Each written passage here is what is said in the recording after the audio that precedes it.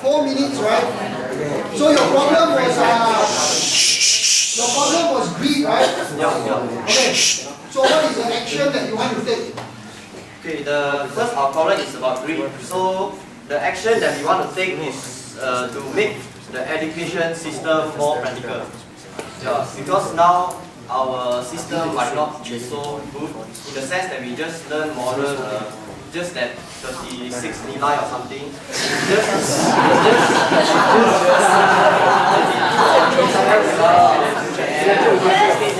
So it's just based on the theory only. It's just based on the theory. So now what we want to implement here in the education system is to make it more like a monthly moral project for the students, and this will add into their final year-end exam marks. So like we can do projects such as food sharing and food sharing as a class or as a school or as a group, and then help the poor to paint things, paint the classes, or do some outreach work in the community. So in that sense, when you are being trained from such a young age at that time, you will be able to know all this. You'll be able to differentiate what is good and bad, and hence you will be able to prevent greed. So then I will take part on that part.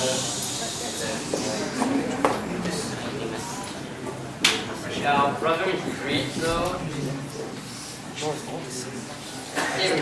make our education system more practical. Just our education system is very static, only stay in class and listen to teaching. We should have more workshops in school on certain issues that are affecting our country right now, like greed. Yeah, what do we want to achieve?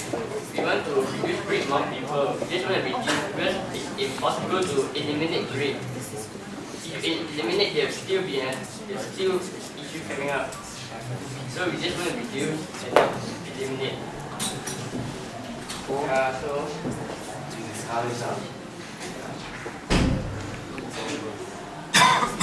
I think that's all. Guys, yeah, brilliant!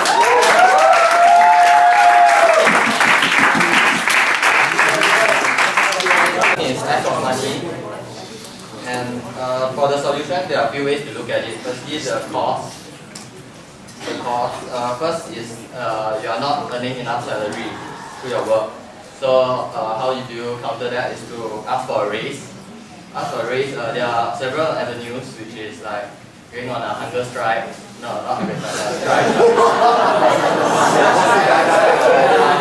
Things like that lah. But then again, it's not very practical because if you are not good, they won't pay you so much. So the main way to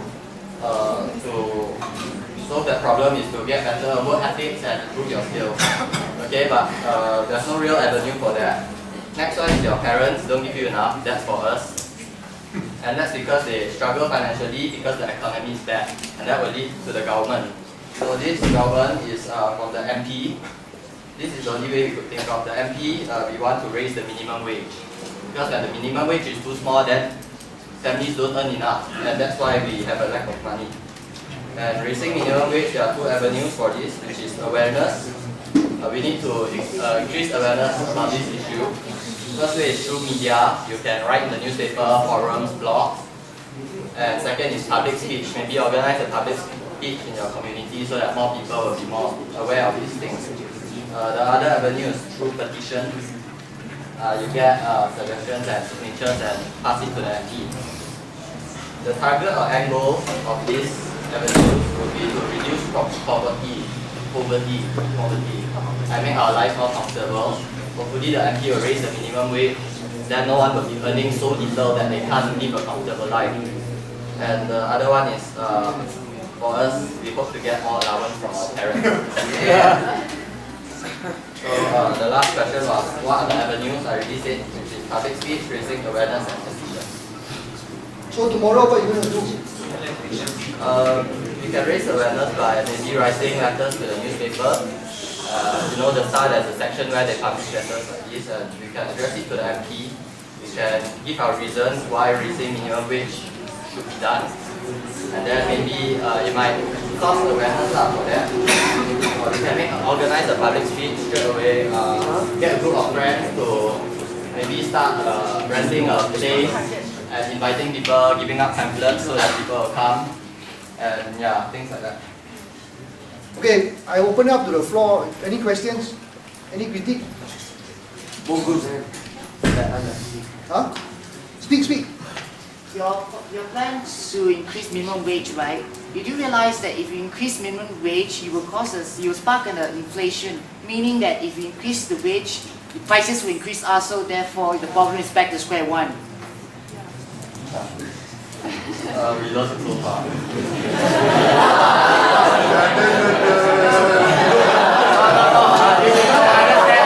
Our problem here is lack of money. There's no other things we can talk about. The angle that we went through is not that angle, but we are saying that the minimum wage, let's say, is 500 a month, okay? And that's what we have to settle for, because here a lot of workers are from Philippines, Indonesia. They are so poor that 500 ringgit a month is a lot to them, and they don't have a family. They use it all for themselves. So if we don't work with the minimum wage, they will get the job. The employers don't need us, we need the employers. So if we raise the minimum wage to 600, then at least we can get more money. Whereas if it's 500 and it's not enough, but we can't get another job. We can't quit the job because other laborers from Philippines will just come and take the job, and then we will be getting zero.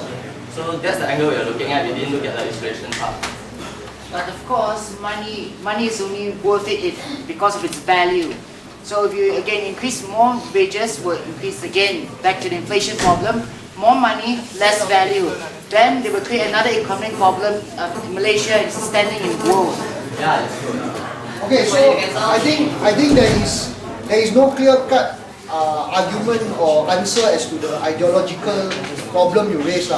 So my suggestion is, if you want to continue with this and gain larger public support, you need to do more research, right? Yeah. You need to get more information, right?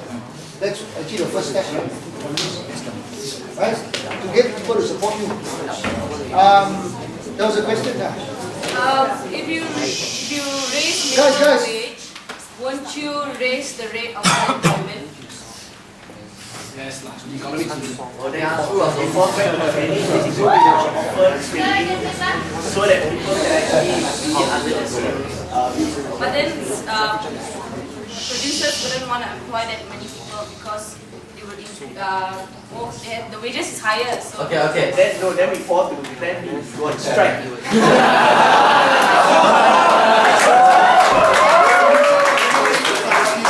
thing is, if you strike and refuse to work, you will lose your job. So another migrant which is willing to work will get you less. Everything that we give will be its problems, okay? We are just giving suggestions. There are things wrong with it. You can find a whole list of things that's wrong with it.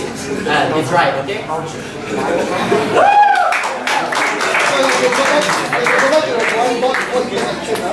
Right? Azmi? Okay, I understand there's a problem. You're looking at a lack of money, lack of money. And I understand your approach is increasing money.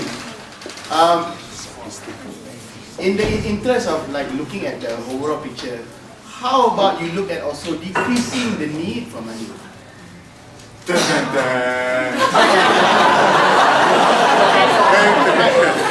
What do you need money for? This is not a rhetorical question, nor is it a funny question. What do you need money for? For goods and services that support your life, basically, right? But if you could get those goods and services without needing money, would you do it? Butter. Apart from stealing. Right? Oh man. You could start urban farming, urban farms, collective urban farms, which provide food at a very minimal cost. And you need less money to buy food in Jasco, Tesco, whatever. You self-organize on a local community level. In your school, in your church, you run organic urban farms, then you just share out the proceeds. I think that's not that. But then again, there is no clear-cut, straightforward solution that fits all. Like Edmund said, you need more information. Okay. Sorry, I forgot to open up thanks Sam to the first group. Any questions for the first group? Because you're going to vote on all these suggestions. Yeah, Kendrick. Okay, you all say right that you all want to make like moral more practical, right? So you all like say, oh, people like they share food and blah blah blah, whatever, contribute their year-end marks. So what if all the greedy students want more marks? How? They're gonna share more food, right? Then they makes them more greedy, right? If they want more marks, they share more. Hey man, I don't share my food easily. Actually, Kendrick is a bodybuilder, so he eats all our food, all the things. That's why he talks about it lah. It's our city hall, UndiMsia City Hall. Yeah, answer lah.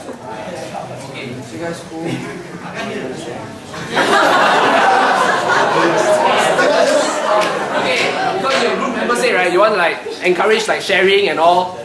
Through like, because they say education system in our country sucks. Because like moral is all like you study. So they want to make it more practical. So they have like what you share your food day or the stuff you do to prevent greed. Then it contributes to your year-end marks. So those students who are like greedy students for marks, they will share more, do more. Doesn't that make them greedy as well?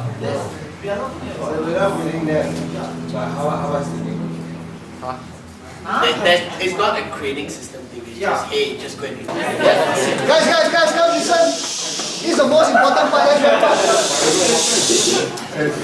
Very sure.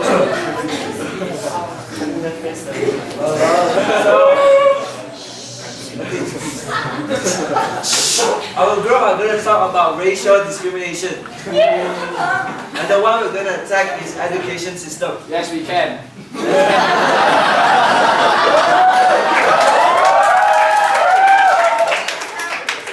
Now, as you know, our history books are very funny.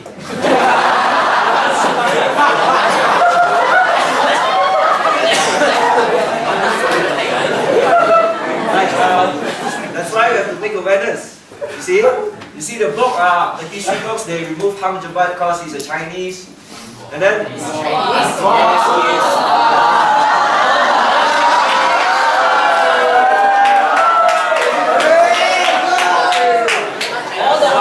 also in the Form 4 syllabus, there's 8 chapters of Islam. And they asked us to remember all the Islamic names which all sounded the same.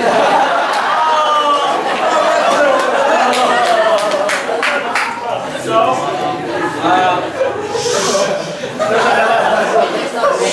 what we would like to do is make a petition to change the stories in history books. As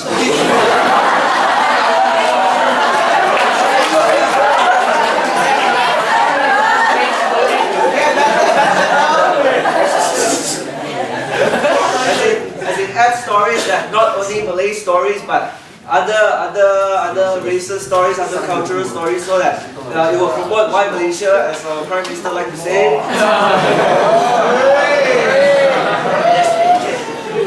How we're going to counter this racial discrimination in our education system is by using the media like Facebook. You can make a badge, a page, and Twitter, hashtag, you know? YouTube, make videos of young people speaking against racial discrimination, you know, this kind of thing. Because media is a powerful thing. Okay, so racial discrimination is a big problem. So every big problem you need to start small. So our target is the high school students, and we start with high school. So by creating awareness, we can use media, as just like I said. We can do it tomorrow and we can do it today also. We can tweet right now, we can post the video right now, we can post it right now. Post. Oh, most likely. So, most likely. And this start small. So our target is high school students by grade.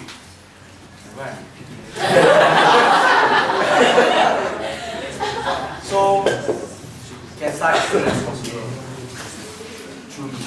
Through media. Okay, open the floor. Yes. So you see you're starting them young, but why are you starting only in high school? Yes, because in high school, Oh. Okay. Relax, bro. So you see you're starting them young. Why are you starting only in high school? Why can't a movement like that start at kindergarten?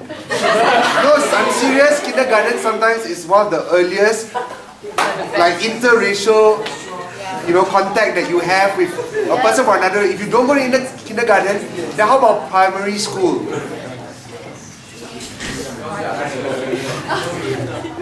No, you have to start younger. You're already ready. Wait, no, because I just want to point out something. Do you think that you already learn how to stereotype people by the time you reach high school? Yeah. No, because you see, Are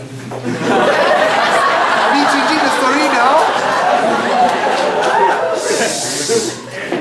because in my 10 years studying so far since 7 years old, I haven't encountered any like racial thing in education until recently when this year from 4 the history books.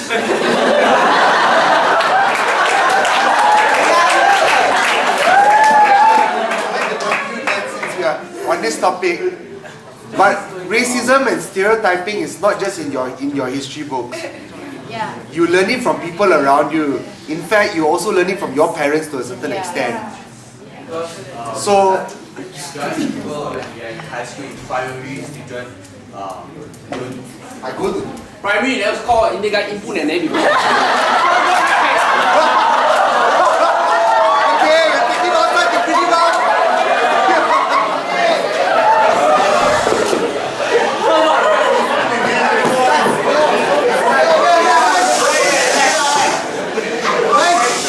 Okay, good. so we start around first, Okay. We take the details a bit more. Whoever wants to join that youth action group that does racial discrimination, join them later. Have a discussion. We are running on time. Who's the next group? Okay, so after much deliberate discussion, this is how we're gonna do it, okay? I'm gonna talk, you listen to me, then you ask me questions later, okay, so that you don't interrupt me first, okay? So, what did I just say?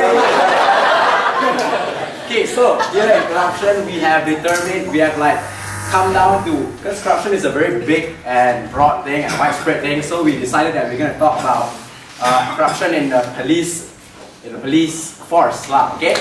So as a group, we have determined several cases like main contributions to the corruption, which is the police escort abuse. You guys know that sometimes some people who get police escorts do not deserve a police escort, because police escort is reserved for special important people only, okay? Some people are like not that important, okay?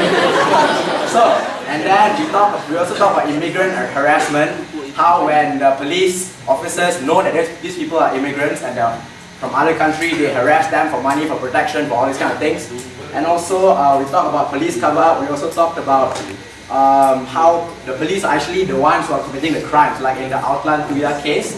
It was the police who actually murdered. Yeah, okay. So, also we talked about tampering of evidence, but our main problems, which we really have a problem with, which is obviously our main problem, is bribery for traffic offences. I'm sure all of you who drive know about this, okay? So that's our problem that we're discussing and talking about now. Attention to all worship team members who are on duty tonight. You will be escorted to the Rema Hall as soon as your workshops are done.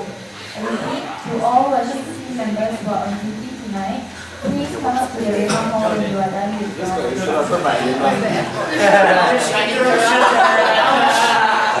Alright, so our next thing, our solution. Okay, our solution is to we have two solutions, we have two ways to do it. Okay, first we want to we are targeting the young adults and the youth and all the people who are below, like youth, because the youth, it has been through research that we know that youth is the most impressionable time, okay, that people learn all that stuff through the youth, okay. So, we're gonna be like targeting the youth mainly. So what are we gonna do? Okay, what do youth use the most? Okay, youth use Facebook, social media, Twitter, and all these things. So what we're gonna do is we're gonna use Facebook, and we're gonna talk about on Facebook we're gonna talk about it. We're gonna discuss about it, like, oh, you know, that day I had this police officer, I just drive and this police officer saw my peace sign and they want to bully me, and it's like all these kind of things, and we raise awareness through Facebook and all these kind of things, okay? So also we want to promote integrity among students, by also through Facebook, like we want to like come up with pages where students can just share their opinions. Like share about students, young adults, youth, colleges, students, they can just share their opinions on all their encounters with policemen and how all the officers, how the officers are corrupted and all that kind of things. So through this page, we also want to share. Okay, one of our group discussion members has pointed out to us that in the Bar Malaysia, there's this thing called a Red Book. It can be found online and it contains all the guidances and stuff that the police officers can do and cannot do and all your rights and all these things, okay? So we really want to raise awareness about this, raise awareness about this that this thing actually exists. How many of you actually knew it? Okay, don't answer because you're not interrupting me. Okay, so what we want to do is we want to, every person that we are talking about, our practical step will be we will commit ourselves to 3 months, each single person, every individual person, 3 months talking about this. We will tweet about it, we will Facebook about it, we will link people to the link online where you can actually find all these red books, this red book that shows, okay, the policeman cannot harass you, the policeman, they have to show you the identification, when they ask you for stuff, like basically all the stuff that you have to do to make sure that you are not being like bullied by policemen, okay? So, other than that, we will also commit ourselves to tell one person, or depending on, we will commit ourselves to tell a person, everybody has a different skill set, so we commit to tell, depends on each person, at least one person. Some person may be shy, so you can just tell one person. If some person is outspoken, you can tell 50% at one time, but we must tell that one person or 50% about this existence of this book so that we don't get bullied by police and we don't easily get, they don't have an opportunity. If we cut out the opportunity for them to bribe, they cannot accept the corruption. Okay, so have you heard about the story about the father and the one broomstick? He asked the son to break it, so the son broke it. But then he asked the son to break 50 like a lot of broomsticks together. The son couldn't break the broomsticks. So from this we know that in unity we have strength. So in unity, if every single one of us tells us, every single one of us does this together we can achieve it.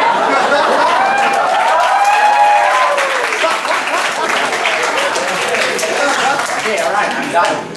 Okay, no, those who have not spoken before.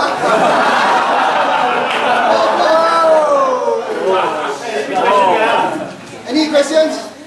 Okay, yes, Jasmine. You focus a lot on the police, but bribery is also the user's decision, right? As in like, the police officer can make the offer to ask for bribe, but it's the driver who has to decide whether or not to give, or sometimes also the driver offers to give the bribe. That's why I've already said we are trying to promote integrity in youth from a young age, because we know that they are the most impressionable. Like sometimes the parents are the one that teach them bribery and all these things, so we want to impress with them to make good usage of peer pressure. That's why we put it on Facebook.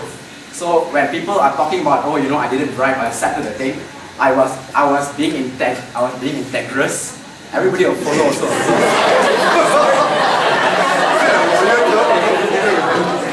Yeah, so we're using the social media and the friends around us to basically promote this thing.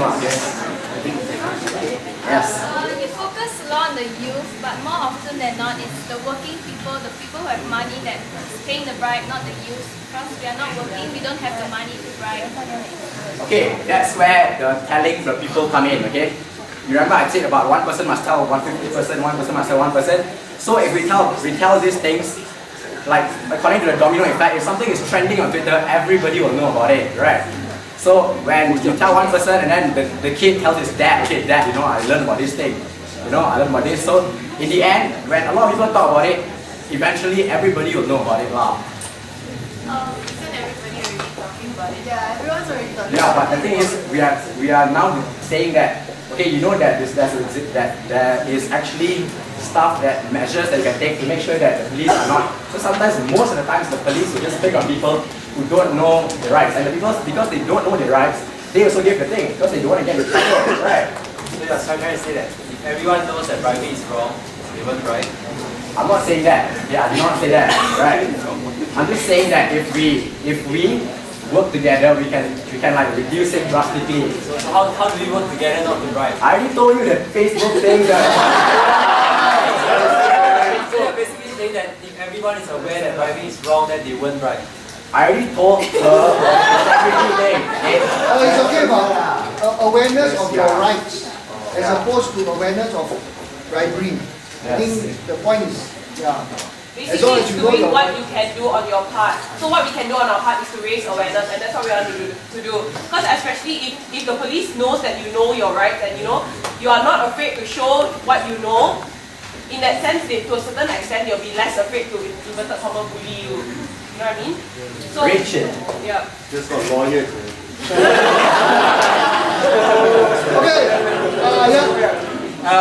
What about things like they are supposed to do, for instance, I know of a case where we were supposed to get a report like from the police, which is supposed to be processed within like 1 day, it should be done. But what happens is the police says, okay, how much you want to give me? You want to pay a certain amount, I can process for you today, or else you will just have to come back another day and do that. What if they stonewall us? Okay, like I said, How do we? okay, like I said, there's this red book thing that the police have to follow, right? They have to follow certain guidelines.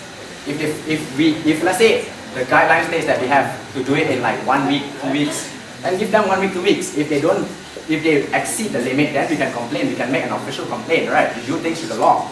But let's say the thing is 1 day, 2 days, and they don't do it within the 1 day, 2 days, we can do the same thing again. So basically, we also have to follow the rules. We cannot be the ones that want to do things fast, like all the time we want to do things fast. So we have to follow the rules law. Yes. But as we saw just now, the rules don't work. Okay, but that's the thing. Okay, that one is we on our part have to do our part. Okay, we can't. Okay, the rules might not work, but we have to do our part to follow the rules. Okay, even if it doesn't work, we have to like submit to authority, right? Or else, if everybody does what they think is right, then our country will be chaos. Isn't that what democracy is? Yeah, that's why we have to use our rights to, you know what I'm saying, right? I'm saying that. Okay, thank you very much. Whoever wants to join the educate participants will join this group. Look at what actually caused all these traffic jams in Malaysia, and we found too many. Alright? We've got problems ranging from noob drivers to too many cars on the road to bad transportation system and so on. Alright, and we're actually going to focus on directly on public transportation. Okay, because this is actually the alternative that we have to actually combat traffic jams directly. Alright, so firstly, we actually want to target the government and also the general population. Right, so we actually want to start, let's say if we want to start today, we would start by creating a Facebook page. We want to start creating an awareness that traffic jams is a serious issue that actually causes a lot of problems for us, but it can be combated immediately by creating an awareness first. Alright, that we have to do something. Alright? We will also start from there. We go on to creating mini campaigns. To actually apply pressure on the government to to accelerate development of public transport systems, right? And as well as having peaceful assemblies in a way that we also apply some sort of pressure on the private transportation sectors, metro bus, for instance. All right, we would pressure them to actually kind of extend their networks or to actually improve on their system. Okay, because what we actually want to achieve here is that when public transport is actually efficient, all right, we'll have less loops on the road, we have less cars on the road, and with less cars on the road, public transport also gets far more efficient and they get more money too. Yeah, pretty much it. Okay.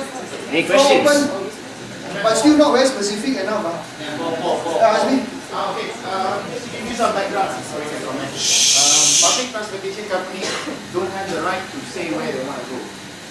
That lines, transportation networks are set up by, now it's SPAD, but under the GDP, Government Transformation Program. It's under the Suruhanjaya Pengangkutan Awam Darat, SPAD. It used to be under LPKP. So if you want to exert any pressure to extend networks, you have to exert to them. You can't ticket in front of a bus company and tell them I want a bus here. Yeah, which is why we actually started by saying we want to go to the government first. Yeah. Get some background information if you want to do something serious. And Yeah. I personally believe that if you want to improve public transportation, you can't wait until public transportation is good for car ownership to go down.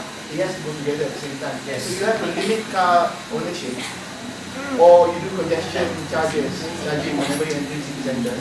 Then you talk about public. At the same time, no, we have one another. Because if you look at it, we see an increase of cars on a daily basis. 400 cars, 400 new cars in Kuala Lumpur every day. You see new roads being built every day in Kuala Lumpur. So you already know there's a gap in the terms of capacity. Okay. Anyone? Yeah, Why don't you suggest carpooling? Carpooling, well, we have tried before campaigns on carpooling.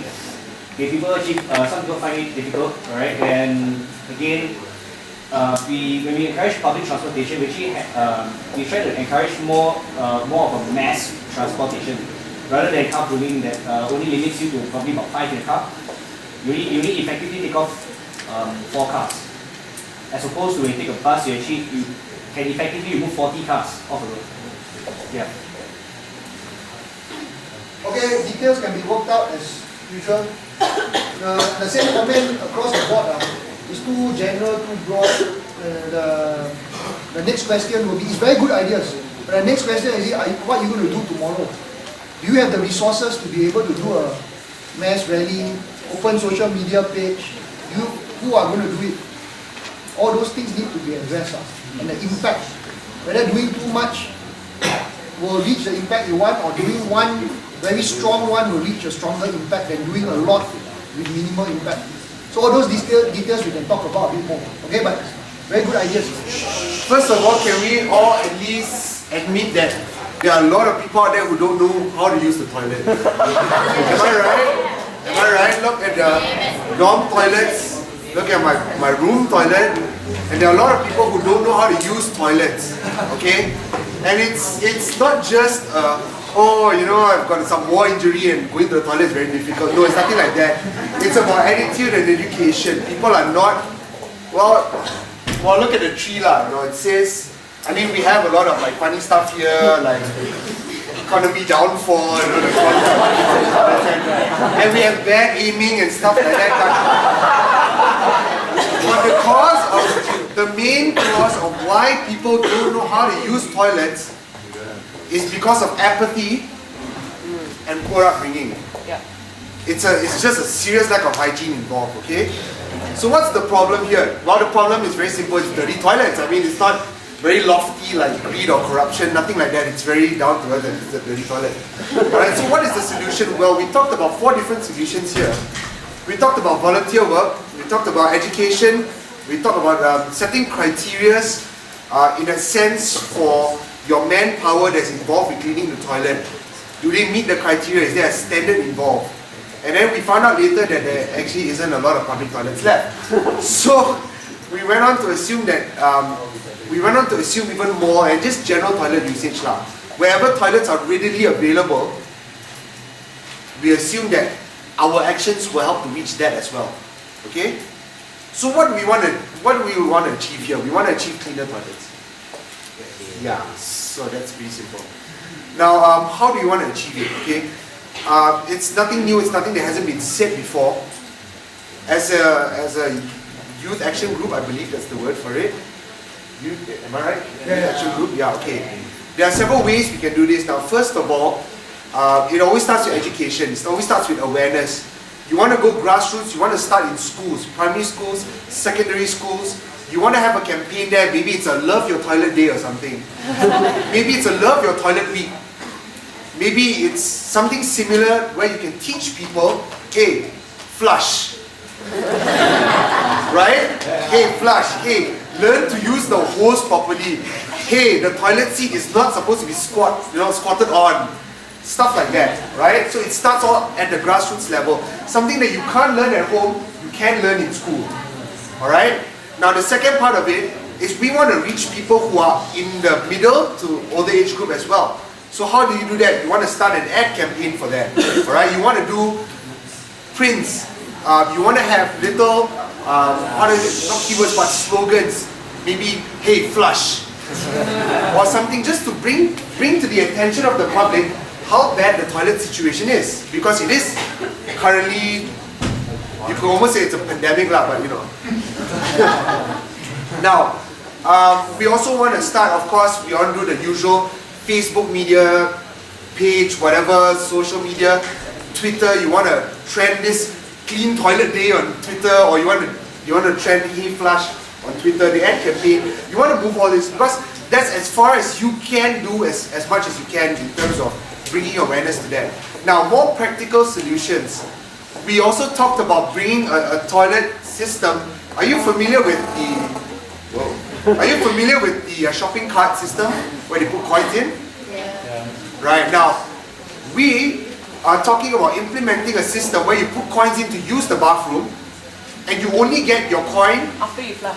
after you flush.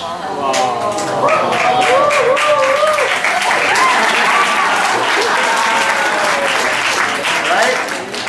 You only get your coin back after you flush. Now maybe it seems inconsequential for certain people, maybe 20 cents isn't a lot of money. But it's the act and it's that hook, it's that gimmick where you attract attention to that fact. Okay, so who's your target to implement that? Well, who's your target? What do you mean by that?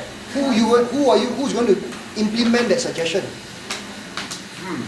Now that's a bit hard because I don't think there's a ministry for toilets or anything like that. Well, public health and safety, I suppose, is a department that we could approach with a suggestion. That's as far as we can go as an action group lah. With a suggestion for something like that. Maybe if we can go to a entrepreneur or an inventor, those do exist these days, and maybe they can come up with a simple enough system, a blueprint for us, that which we can patent and give back the money to later, right? And we can sell the plan to the government to help implement this in public toilets, right? And also the other suggestion was that we can also provide incentives to the staff working at the toilet. Now that is a bit of an iffy thing for us. We actually kind of disagreed a lot on that, but mainly because we feel that it is their job, and if we do get that part of the flushing thing done for our system, our campaign or whatever it is that you want to call it, then their job is already half by a lot. Half by a lot? Their job is already half. Alright? Am I missing out anything else? You missed a lot. Alright, I've spoken a lot already. So. Okay, thank you. Any questions? Yeah. Okay, just sharing my experience, Right. I happened to go to this one public toilet. Okay. And of course I care for hygiene. But what happened is, I say they flush, but when I flush, nothing comes out. Right. So poor maintenance is actually, you can't do anything. Yes, of course. Poor maintenance is part of the issue. But of course, we want to focus on the main issue, which is your attitude towards that, which is in general, the general attitude towards toilet and hygiene is apathy. You do your business, you clean yourself, and you leave. Isn't that right? If the water is available there. Now, what you're talking about is, well, since there aren't a lot of public toilets available, you're talking about mall toilets and stuff like that, right? Since I did mention that before. Now you're talking about what is generally an exception to the rule. In general, toilets do work, right? Am I right? They do, right? Okay, well, we're talking about, if you're talking about school toilets and all that, then that's separate. That's an issue with the school that you have to approach and you have to bring up with the school. Now you're talking about... we go to details outside, offline. Any other things? Yeah. Next. Our problem was poor time management, but I don't think we can do that. So we came up with public transportation on how it is in general costly and inefficient. Yeah. Okay. We actually went through like all the actions thing and thought of something. Yeah. What is your problem? What is the problem? Inefficiency lah. Poor public transportation. Right? Yeah. Okay. That's the problem. So what is your action to solve it? Okay, we have some suggestions. One is number 175, where is overloading of facilities, where we make them aware by getting everyone to not drive on that particular day and take all the trains and make them aware that it's actually really hard to handle everyone to take public transport. Because they want people to take the transport, right? But show them how when everyone does it, it actually doesn't work. And yeah, so that's just like making Oh, that's very interesting. So then the point you're trying to make is what? that they are really inefficient, that they can't handle the whole mess. Whereas like, they always want to encourage us, but actually they don't think of how they can actually achieve that. Yeah, so that's just one of it. Do everybody get that? Yeah. Another one is 191, alternative transportation systems. So in general, I am a avid public transport person, and I never take the KTM. Do, die, everything, don't take KTM. Okay? Take the bus, even faster. Yeah, so what we want to do is maybe one day we just boycott KTM and take the LRT instead. And then show them that the line is more efficient than another line. Do a more competitive kind of thing, encourage competition, econ stuff. So you're saying you don't take KTM because of what? Because it's really slow. I don't know why it's slow, because I don't work there, but it's just really slow. Sometimes they say every train is supposedly to come every 15 minutes, but sometimes you can wait for 15 minutes to an hour or 2 hours, and to actually just go to Mid Valley from KL Central, and there's just 2 stops. Yeah, and the 2 stops is very slow. You pass the Bangsa place, right? You pass the Bangsa LRT, and it's like, then you're filled with crowded people like. So guys, every time you meet ready, right? Take the Bangsa LRT, take the bus, free feeder bus, go there straight, done. 1 hour. Okay, so that's another one. What is? Okay, another one is this is a more moderate kind of protest, to say, where we put up signs. I don't know what we can put up, like inefficiency or something. I don't know, and like this is bad, something like that. And then we just take the train. All of us buy our tickets. Do a proper citizen. Be a proper citizen. Buy the tickets. Take the signs. Go inside the end of the line. Let's say now they integrate, right? So now they integrate Ampang line and Kelana Jaya line. So say from Tripataling all the way to Kelana Jaya, we're holding the signs and just sitting there like that. And everyone that comes in to the public transportation, that uses the public transportation, will be able to see what we think of the public transportation and how we can go together and agree together and achieve something greater. So that's 7, 8, 9. Oh, Correct? Okay, because I was 7, 8, 9, right? I don't know. We weren't sure which Yeah, we weren't Yeah, sure. it's about there, 7, 8, 9. Banners, posters. That's why if you guys use this, when I said from the start, right, it's much more focused. It's very easy to, and it's very, you see like what she's saying, it's very, very focused. Everybody knows what to do immediately, everybody's on board, rather than flying all over and giving 10 ideas, you know what I mean? And I also want to say, actually a lot of the things that you say were really, really good, but when it comes to like, this kind of thing, like when economics, we learn about implementation of policies as well, and how there's always the short run and the long run as well. So we as students, we are very capable of doing a lot of short run things, and long run things are always just, it's just long run, like, long and run. Okay, guys. Okay, yeah, so of course, long run, yeah, it's always very good, but there's a lot of details to do, there's a lot of things to think about, and I just want to say, as a person that has taken a lot of public transportation, they are really, really not far-sighted at all, and they do not consider everyone's routes, do not consider everyone's habits of going around public transportation. And of course, they are doing something greater, like only certain popular stations they help the handicapped, but some don't. So some just got stairs out, no lift, nothing. Then the monorail people have to carry the wheelchair up there. You think you see all keep it down, we got leave one upstairs only. So they never consider.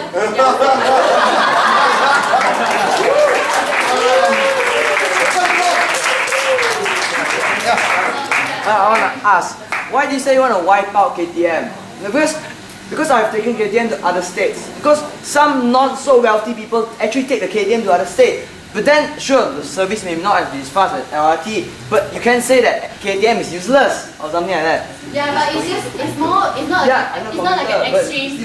I'm not saying extreme explanation that KTM uses. That's just my own personal. But you say wipe out KTM. So no. Use the word wipe out. I'm not suggesting that the routes are not good. The routes are always there for people. Everyone needs transport. It reaches to different types of places. I agree. Like monorail is only KL, only one. But like KTM is like it's a really huge branch. But I think actually if I would be able to voice my opinion, right, I would actually suggest for them to concentrate on the out of state transport, out of state routes, like going to Seremban, going to Johor, going to Singapore, and then after that focus on the smaller routes. Because KTM actually, if you think, it was built specifically for longer routes. That's why all the chairs are huge. And then nobody can squeeze, all like that. Okay, so to do your mass protest, right, or your sit-in, whatever you do, you need to get numbers, correct? Yeah. No point just you one alone there sitting there holding your thing. So you need to convince Lucas, right? Yeah. Yeah?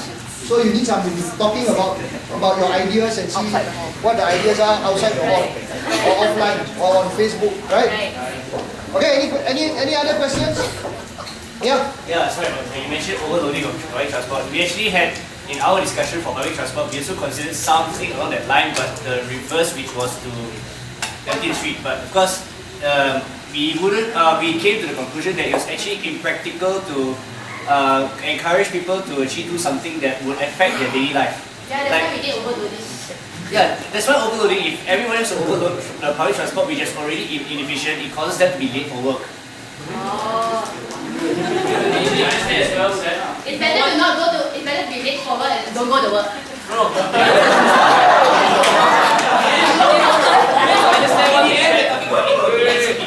You understand one thing we discussed is at the end of the day, if you want change, you need to sacrifice something, right? Yeah.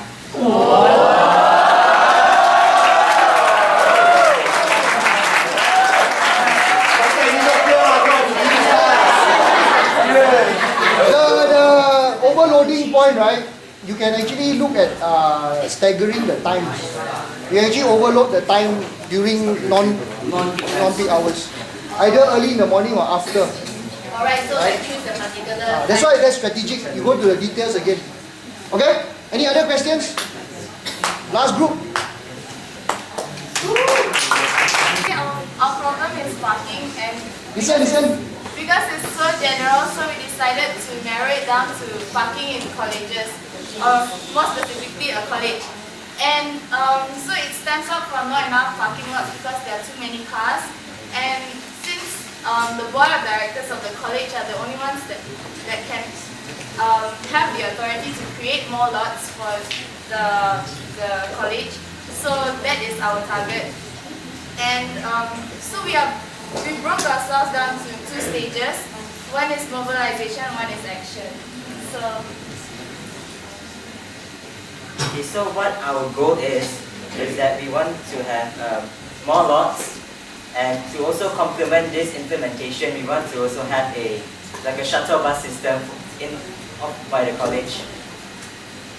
Okay, so we'll explain how that works later. So right now we'll go into the mobilization part. So mobilization part is in getting the numbers, getting the support that we need for action to take place.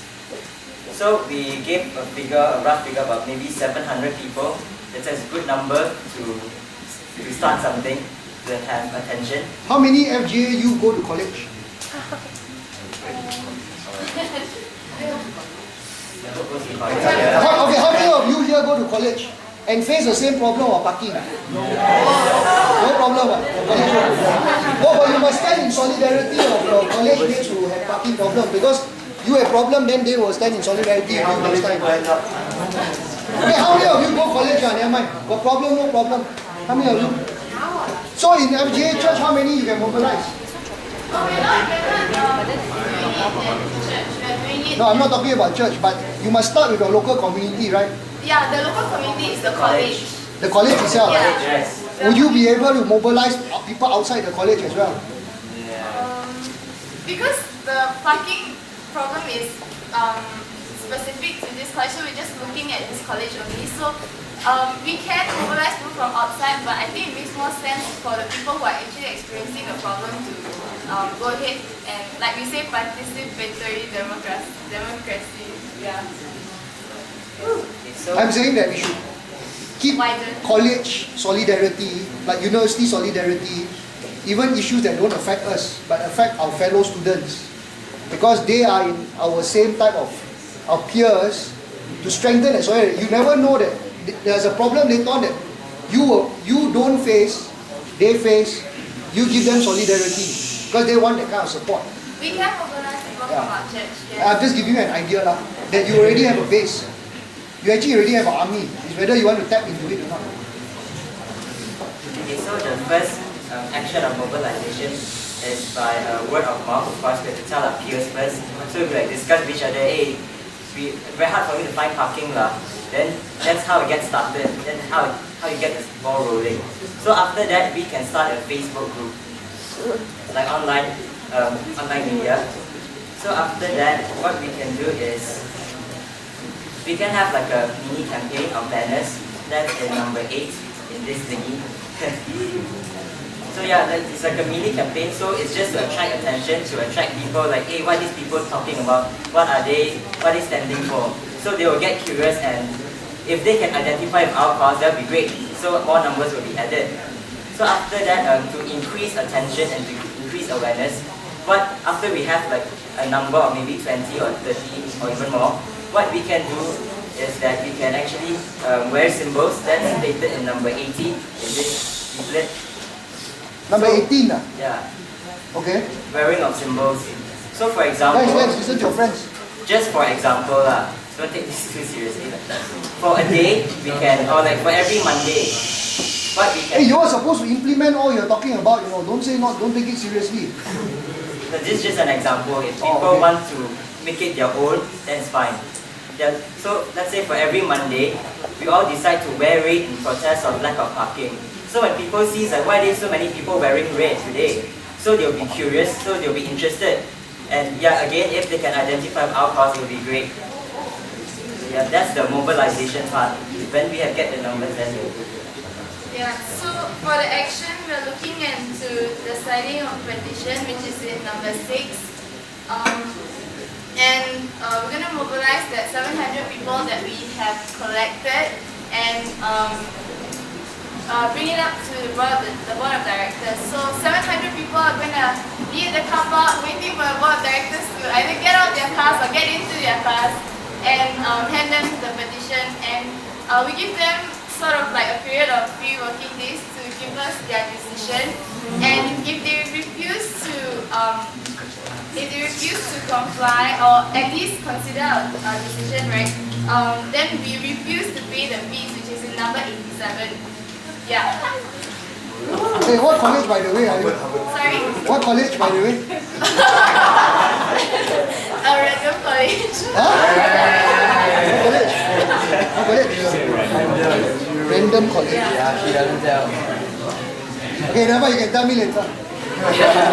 Okay. Yeah, so that's our action plan. Okay, open floor. Is public transport a viable option? Ask her. Yes. Would you recommend public transport? Yeah, of course. We want to, like I think something was said earlier about the money, instead of increasing the money, reducing the need for money. So yeah, that's why we said earlier that aside from creating more parking lots, we also want a shuttle bus system, because one of the roots and one of the causes of lack of parking, right, is that the public transportation system is quite poor. So therefore more people tend to drive. So we want to use like shuttle buses to pick up people from around the area of the campus, and for those who stay far away, they can drive and there will be more parking lots for them. Yeah. just want to point something out. Don't mind. Okay. Just want to check first.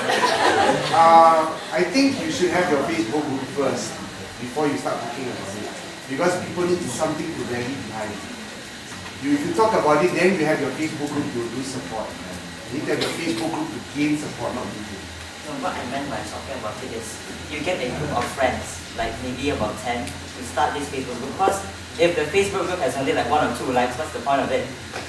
I think it's like an initiation group to get a group of people who agree on the cause first, and then for these people to start the So group. you don't start And alone. then to spread it out to word of mouth.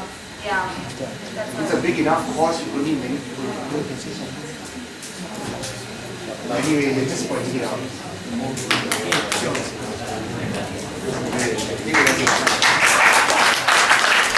No questions? Some colleges, right, honestly don't have enough space to have parking lot. Yeah, do we like let them, let them off a bit? That's why we wanted a little bit of support through the shuttle bus system as well. Yeah. They also multi-tier parking lots. You can also build multi-tier parking lots. Multi-tiered parking lots. Multi-tier parking lots. Understandable. However, the next question is, what am I going to do tomorrow? Because we can talk about it today. The ideas are very good, but we need to sit down a bit more with the detailing as to how we're going to do it. Some of you have addressed it in mobilization, and whether it's workable or not. Certain things may not be workable, and if you start doing it, it's a waste of your resources. So we need to discuss it. Thirdly, except for I think the last 2 groups, my personal view is that we need to be a bit more specific with the rest. Need all of you please be a bit more specific. That's why we have simplified it and asked you to read this 193. Because through this you will get your ideas, and through this you will get your thinking a bit clearer, with more impact. The final thing I want to say before I hand it to Sam is, actually you all are supposed to do it. Can you all do it? Yes, we can. Yes, we can. The one is very tough, the sejarah, you're going to see reading. You're going to see academics. You have to go back to the cabinet. But what I want to, before we go to the vote, right, I want to say this thing, right, that the action pillar of UndiMsia basically is to guide and help groups like you all, where you have, like for example, you can already form 8 youth action groups, focus on an issue of your interest or that affects you, like college, right? And actually work on that issue. Whether it is an issue local to you or whether it's a national issue. But if your youth action group does not, or is not finding that there is a need for a problem to be addressed, you are very welcome just basically to host UndiMsia Gameshop in your college, in your church, in your community, wherever. But basically you are the ones moving it. So I see that, and I understand from Jofan that FGA, you all have sort of an unofficial one with Kelvin, right? You have sort of an unofficial one, right? Yeah, whether our push today, one call to action is whether within your group you can actually form a few. Because Jofan, Kelvin has gone through this a lot. Randy has gone through this a lot. Who else? And then Macarius and a few of you all have come with us on the Human Rights Day one, right? Whether you guys can actually sit together and see whether you can form one first. If you want to form more because your interests are separate, please continue. We are not stopping you, but we will give you the tools. You only need 5 minimum.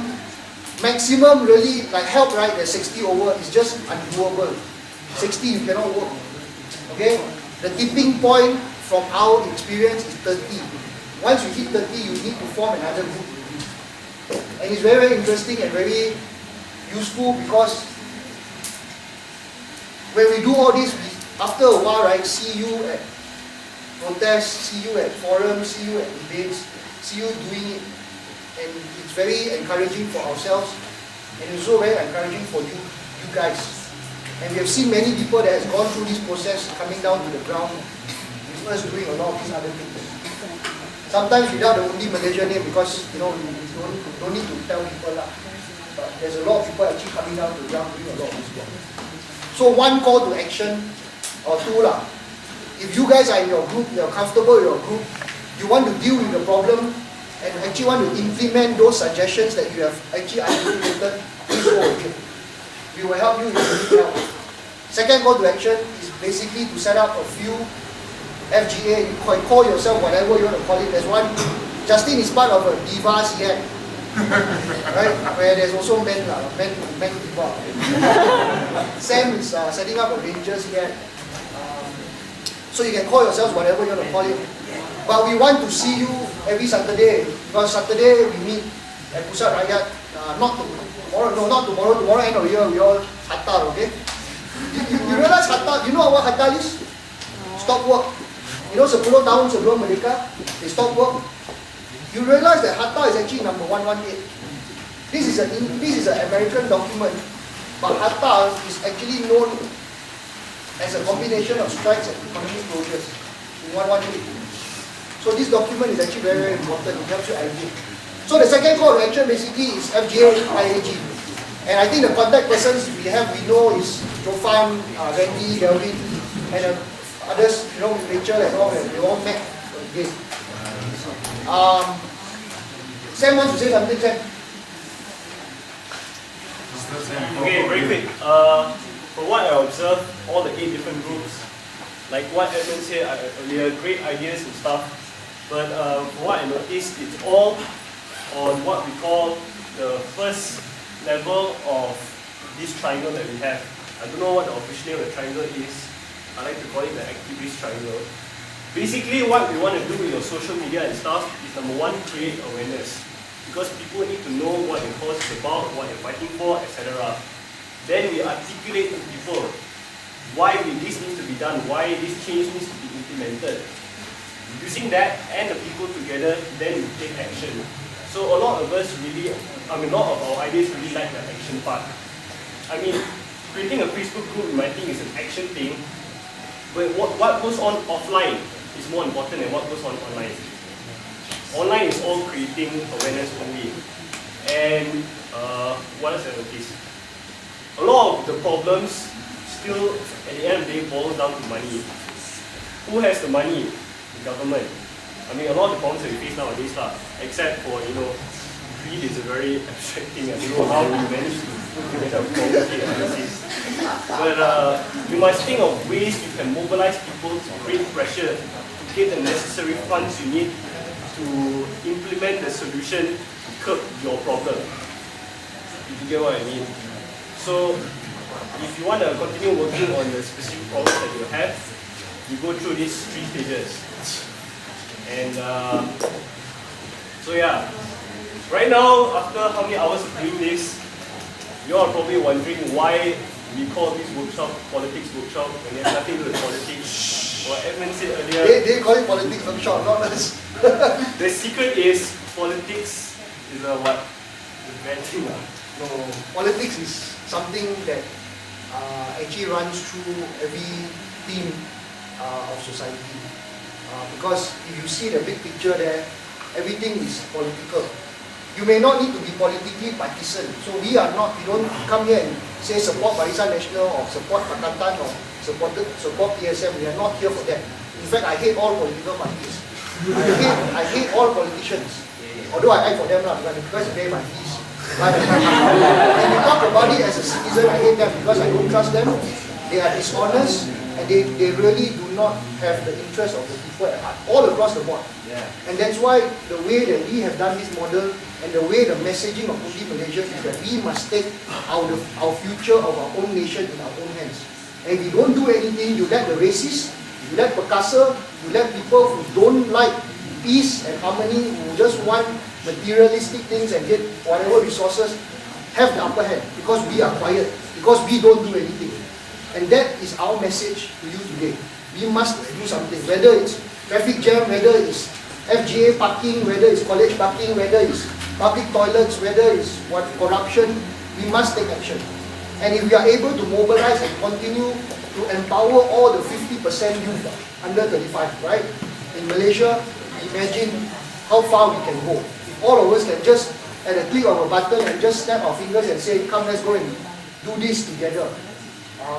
How effective will it be? Okay?